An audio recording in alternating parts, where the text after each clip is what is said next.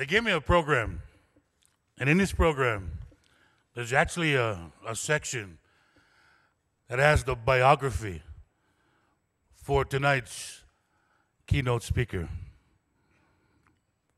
I'm proud to say I don't need one. Not to mention, he's a Farrington guy. How many Farrington guys are guest speakers? Tonight's keynote speaker, he's one of our own. He's a legend in University of Hawaii football. He led Hall of Famers Joe Montana and Steve Young touch his okole. And he didn't have a problem with that. Tonight's keynote speaker is self-made. From Farrington in his little kid days to the University of Hawaii. And he reminds me that those last two teams he played on were 8-3, 9-2, and no bowl game. He moved on after being drafted into the NFL. And the guy that drafted him, Hall of Famer, nicknamed Genius. And at one point in his NFL career, because of injury, our tonight's keynote speaker thought about not playing again. It was just a lot of work to get healthy. And when it finally kicked in, oh, look out, NFL. A couple Super Bowl wins later, he has so many Super Bowl rings, he needs more hands. It's unbelievable. Not too many people have the amount of Super Bowl appearances that this guy has not just been to, but won. When I was in college, in his off seasons, he would come back and visit the animal house known as Hale Anui Nui. That was the old stomping grounds. And through all these years, through his NFL playing days, through retirement, he continues to work for the only NFL team that he played for. And to this day, what may be the most important thing about tonight's keynote speaker, and I kid you not, he is a good man. And that makes him the best guy that I know. When I was in college, I got to meet him, and throughout the years, we stayed in touch. Ladies and gentlemen, tonight's keynote speaker is none other than Jesse Sapolu.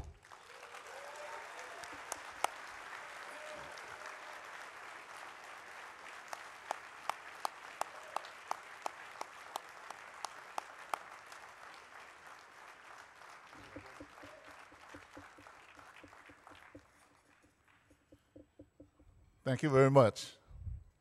You know, I ran into Robert yesterday, and he told me that he would be the guy introducing me, and I asked him nicely to be nice, and obviously he didn't listen. But he talked about the Farrington governors. Here's the colors right here.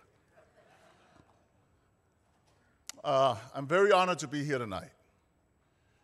I'm very honored because this room is filled with men that shaped my life, that influenced my life, as far as not only as a player, but as a parent.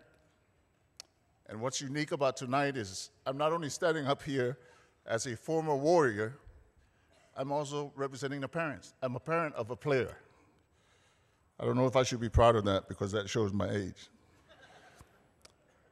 But this game of football creates a bond, maybe because of the passion, maybe because of the violence, that 2 years ago, 3 years ago, or 4 years ago, kids that grew up in completely different areas of the country, and yet in a matter of a few years, the coaches try to get them to become as one.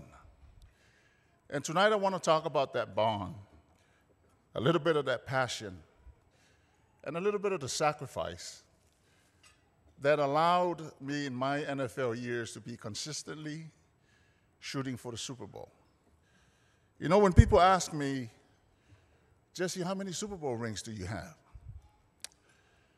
You know, I don't know if it shows in my face, but maybe I look depressed when I say 4.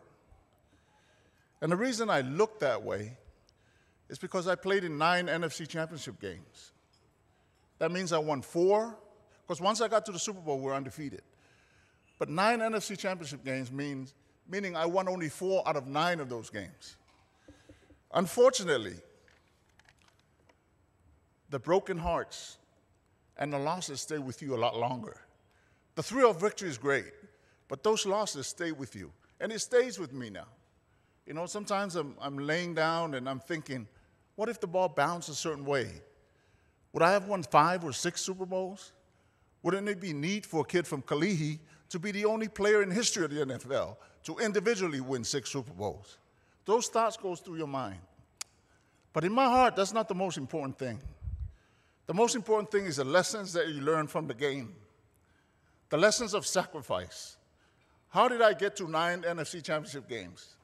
How did I make the playoffs all of my years with the 49ers? The number one thing is understanding that football is a team sport. Football is a team sport. There's a lot of temptations that goes on with who's going to make All-WAC, who's going to make All-American. There's a lot of teams that start off great, but when the Pro Bowl voting comes off, they start falling off to the wayside. Why? Because some of those players are still thinking as individuals.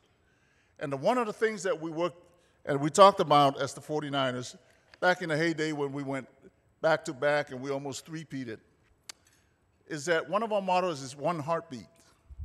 One heartbeat. What does that mean? We just imagine ourselves as 47 guys that played together with one heart. That was our imagination. And we started believing in it. Why is that important?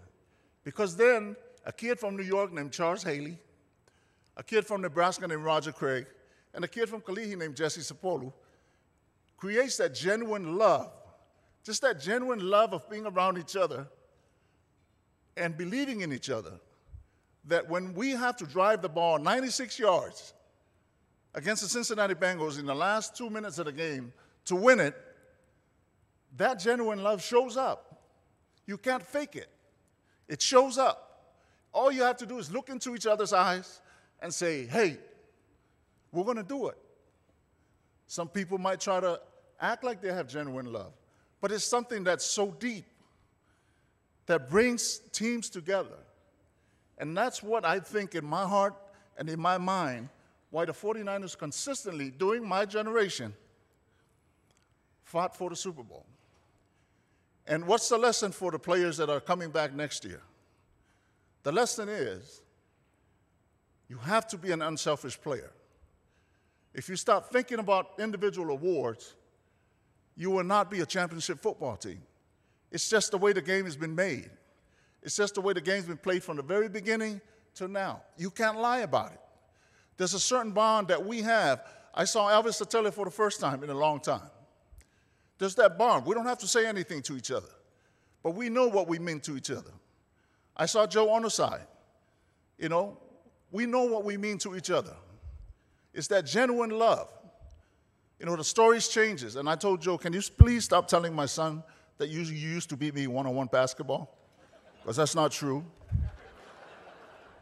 But that is the love that you need to have. Because when you play in the New Orleans Superdome, and those of you that remember, New Orleans used to be in our division. So that means we play them twice a year. We used to go there all the time. And I spoke to the Sugar Bowl team on a Sunday night, and Rich can attest to this. And I said,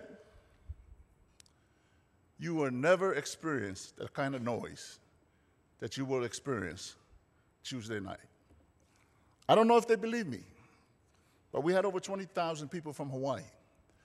And when those Georgia fans stood up, I think it shocked them. It shocked them. And that's when that genuine love needs to show up. It's looking into each other's eyes and say, we can get this thing done. Because then the consistency is going to be there. I'm very honored to be here. And those of you that have parents here, understand that whether you win or lose, we have unconditional love for all of you.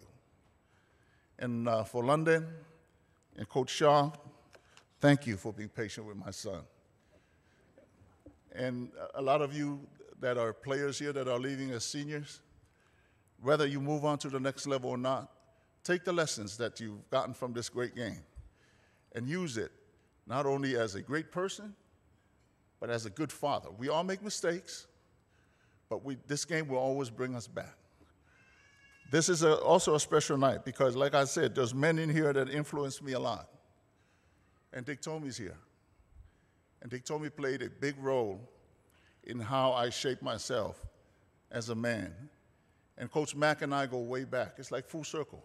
He was here with UH, came to the 49ers. Now he's back here coaching my son.